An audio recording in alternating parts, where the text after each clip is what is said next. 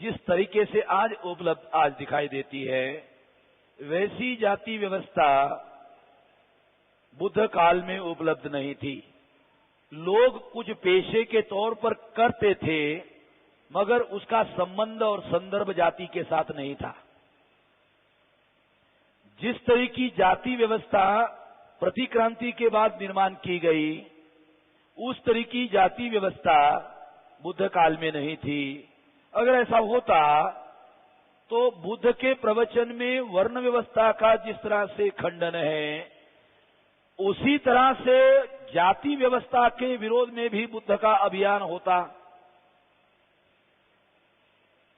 अगर वर्ण व्यवस्था के विरोध में बुद्ध ने अभियान चलाया, तो जाति व्यवस्था का रेफरेंस देकर बुद्ध ने विरोध किया होता। एक रेफरेंस अवेलेबल है, बुद्ध का एक रेफरेंस अवेलेबल है, मगर वो एक ही है।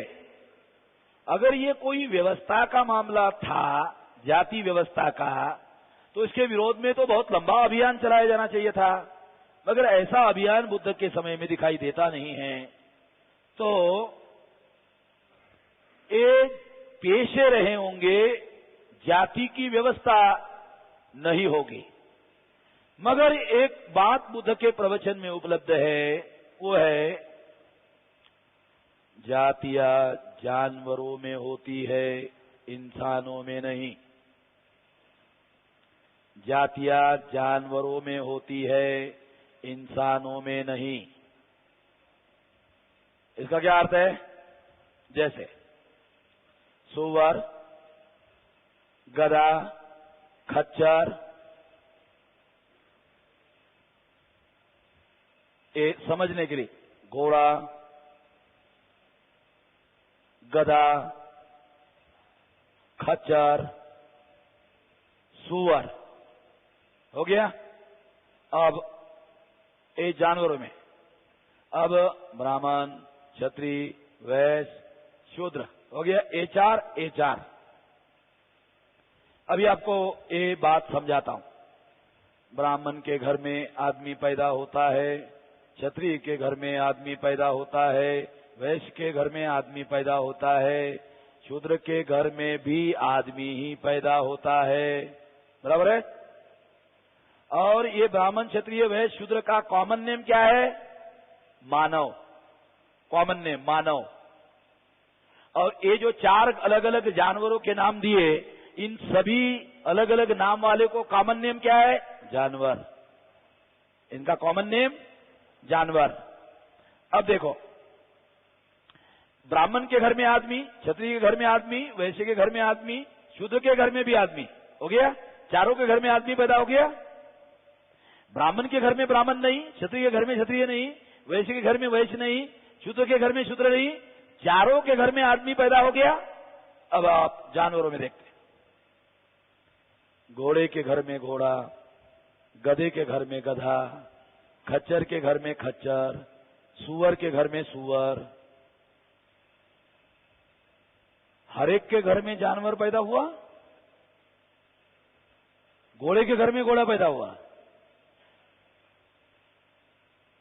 घोड़ा भी जानवर, गधा भी जानवर, खच्चर भी जानवर, सुअर भी जानवर, ये सारे के सारे जानवर।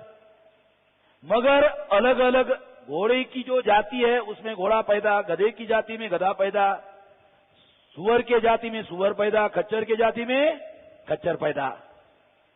इसका मतलब है जानवरों में जातियां होती है, आदमियों में जातियां नहीं होती। ब्राह्मण, क्षत्रिय, वैश्य, शूद्र। ब्राह्मण के घर में ब्राह्मण नहीं पैदा हो रहा, आदमी पैदा हो रहा है। क्षत्रिय के घर में भी आदमी पैदा हो रहा है, वैश्य के घर में भी आदमी पैदा हो रहा है, शूद्र के घर में भी आदमी पैदा हो रहा है।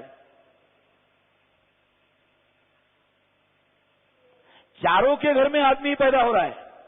इसका मतलब आदमियों में जातियां नहीं है, प्रमाणित हो जाता है वैज्ञानिक रूप से।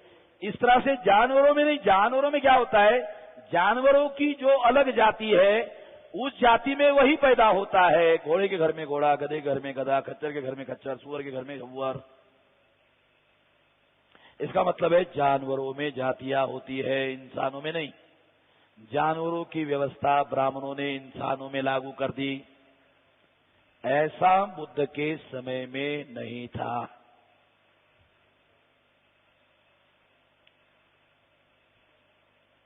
जिस तरह से वर्तमान समय में जाति व्यवस्था आपको दिखाई देती है, क्या उस तरह की कोई जाति व्यवस्था आपको दिखाई देती है?